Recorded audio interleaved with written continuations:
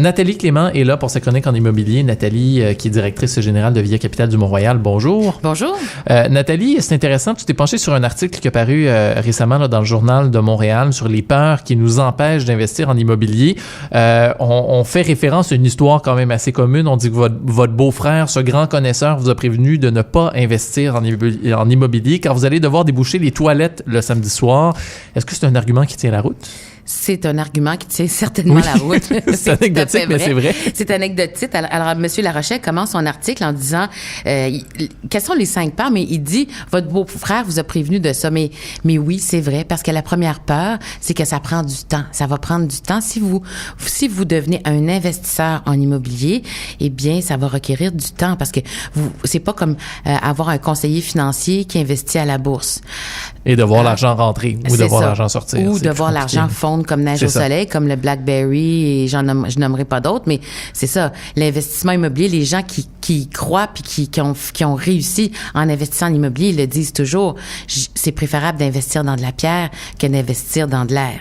Alors, c'est souvent ça. Quand vous investissez en immobilier, c'est vous qui allez contrôler un peu comment va votre investissement en prenant soin des locataires. Donc, c'est certain que ça va prendre du temps. Et oui, il y aura des samedis soirs, peut-être, où il y aura, ça requérera votre présence sur les lieux parce qu'il arrivera une avarie dans l'immeuble ou un locataire qui doit quitter puis vous devez refaire des changements ou améliorer, repeindre, faire des choses comme ça. C'est sûr que ça prend du temps.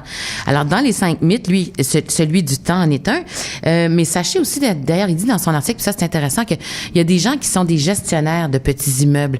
Alors, à peu près pour 5 ou 6% de vos revenus annuels, les gestionnaires vont s'occuper de tout ça. C'est eux qui vont se déplacer, par exemple, s'il y a des problèmes de plomberie. Ah oui. C'est eux qui vont... Il y en a même qui peuvent aller déposer les loyers, s'occuper des relations avec les locataires. Donc, on sous-traite la tâche de propriétaire. Oui, on sous-traite la tâche. Évidemment, votre rendement est affecté parce que si vous donnez 5 ou 6% de votre revenu annuel à quelqu'un pour quelqu'un s'occupe de l'immeuble, ben, c'est sûr que votre rendement est moins élevé.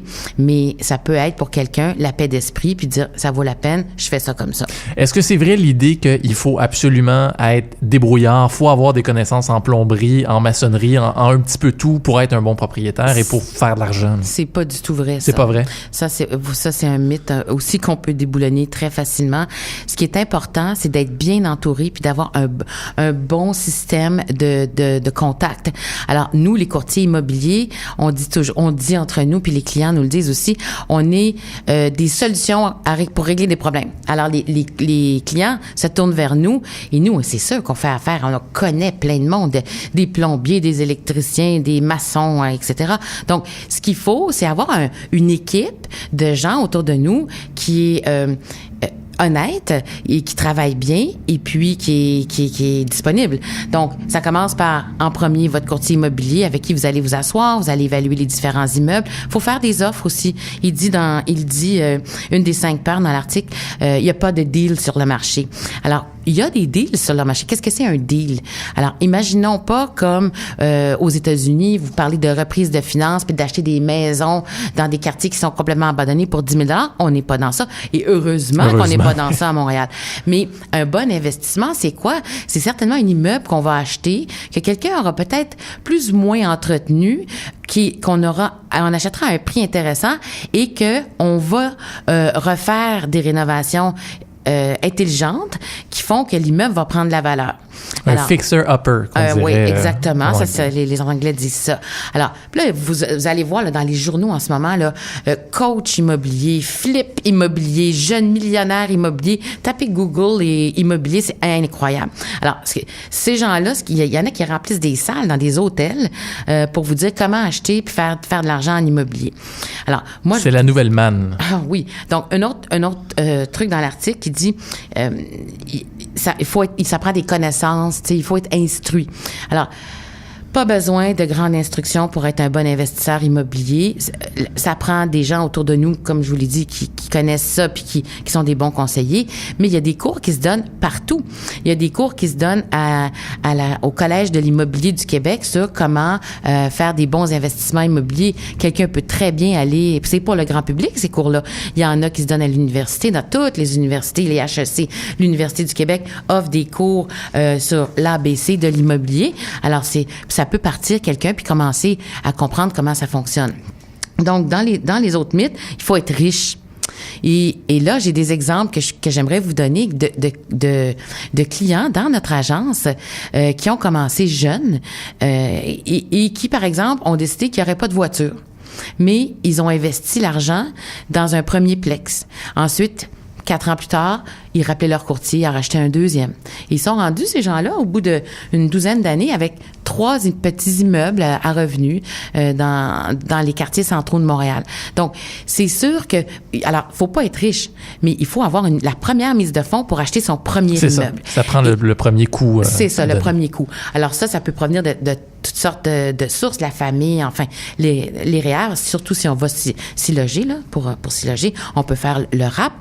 Mais ça prend un premier immeuble et là, ça devient un levier pour en acheter d'autres. Et ça dépend de vos visées, ça dépend de ce que vous désirez dans la vie. Il y en a qui disent, je veux faire fortune, je veux lâcher mon travail, je veux vivre de ça. Regardez, moi, je pense qu'il n'y a rien de magique, là, et certainement pas, on ne va pas vivre de ça à moins que vous soyez...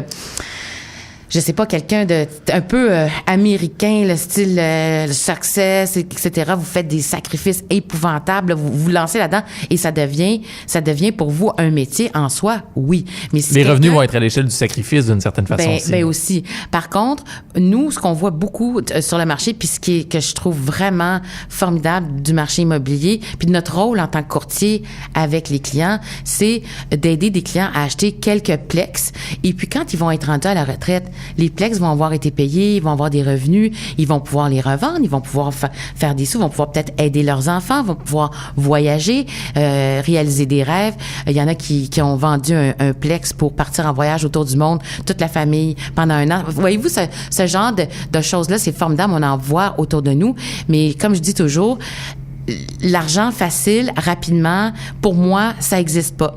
Alors, il y a dans toutes les peurs qu'on a, oui, il y a du temps, ça requiert du temps, ça requiert un peu d'argent, comment qu'on ramasse notre première mise de fonds, tout ça, ça requiert qu'on s'y attarde puis qu'on fasse des efforts, mais après ça peut être vraiment intéressant pour quelqu'un d'avoir un petit parc immobilier. Et s'il y avait une formule magique, je pense que tout le monde l'utiliserait. Hein? Je pense que c'est ça qu'il faut retenir. Il n'y a pas de moyen magique de faire de l'argent, mais comme tu dis, quand on s'y prend d'avance, qu'on est bien structuré, qu'on est bien entouré, qu'on a des contacts, qu'on a des connaissances dans une certaine mesure, ça vaut la peine effectivement d'investir parce que ça peut être très, très rentable. Tout à fait. Nathalie Clément, merci beaucoup d'avoir été avec nous ce matin. Ça m'a fait plaisir. À très bientôt.